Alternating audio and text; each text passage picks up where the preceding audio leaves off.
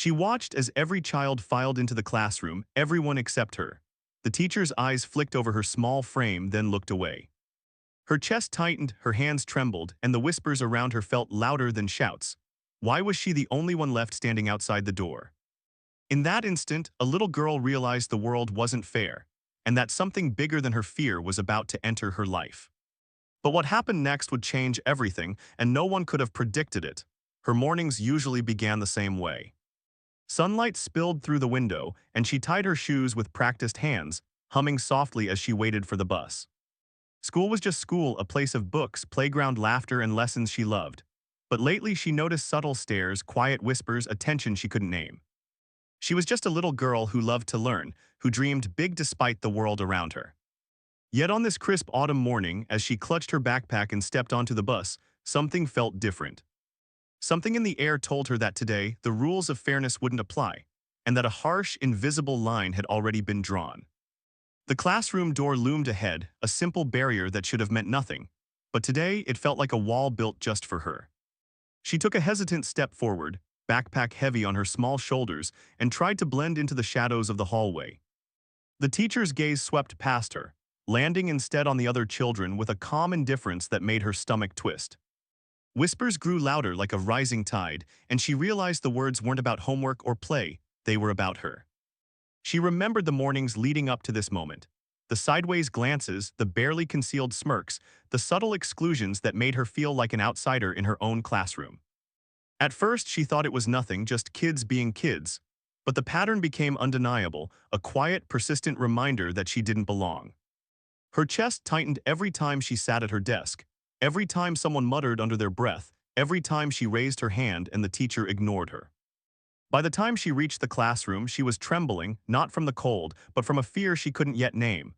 The other children laughed, taking their seats as though she didn't exist.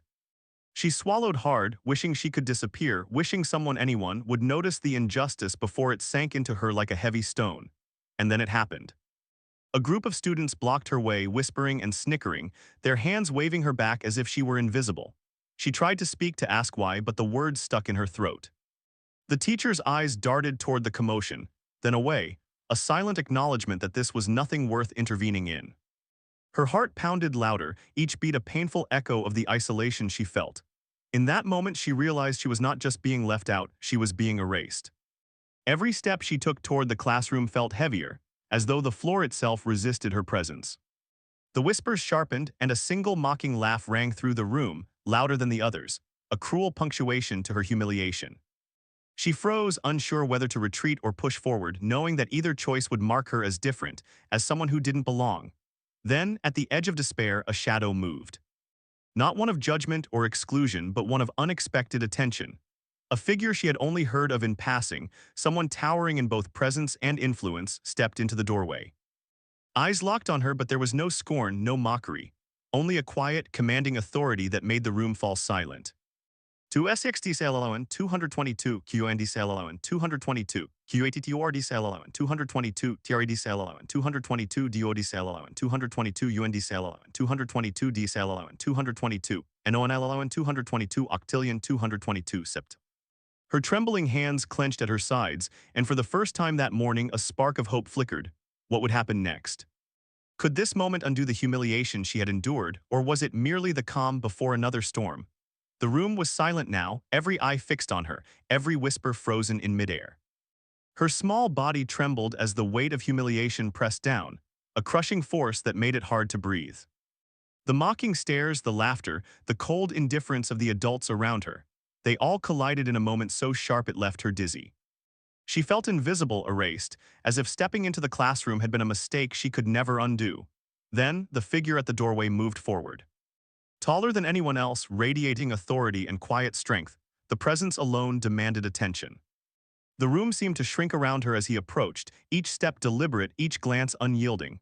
He stopped in front of her, eyes locking onto hers, and the air shifted. The whispers faltered, the laughter died, and suddenly the line between fear and hope blurred. She could hardly speak, her voice trapped somewhere between panic and disbelief. And yet in that charged silence, something powerful emerged, a recognition that she was seen, that someone had noticed the injustice that had shadowed her for months.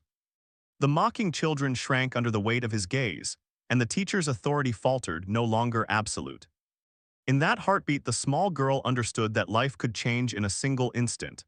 That humiliation, fear, and exclusion weren't the end. They could be interrupted, confronted, challenged. The room held its breath, waiting for what would happen next. She swallowed hard, her chest tightening, feeling a flicker of something she hadn't dared to hope for.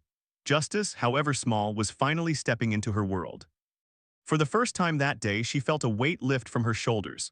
The room had quieted, the eyes that had mocked her now watched with something closer to understanding, or at least hesitation. The figure who had stepped in gave a reassuring nod before turning away, leaving her to process what had just happened. It wasn't perfect. The whispers would return, the subtle glances would linger, but in that moment she understood something vital. She was not powerless. That day marked more than a single act of intervention. It revealed the quiet ways injustice creeps into everyday life, how exclusion and prejudice can scar even the smallest among us. And yet it also showed that courage, sometimes from unexpected places, can interrupt the cycle, offering hope where there once was only fear. She walked home clutching her backpack a little tighter, her steps firmer, knowing she had been seen and that someone had chosen to act. Her story is not unique. Millions of children face the same invisible barriers, the same daily reminders that the world judges them for the color of their skin, not the size of their heart. It is easy to look away, to pretend it isn't happening, but every overlooked moment allows the cycle to continue. Every voice raised in defense, every act of acknowledgement is a step toward change. And so we are left with a question that echoes far beyond this classroom. What will we do when we see someone left out, ignored, or diminished? Will we stand silently, or will we step forward? Injustice does not vanish on its own, but recognition, action, and empathy can begin to rewrite the story. She may have been just a little girl that day, but the lesson she carried forward is a call to all of us. Notice, act, and never underestimate the power of one person to change the world.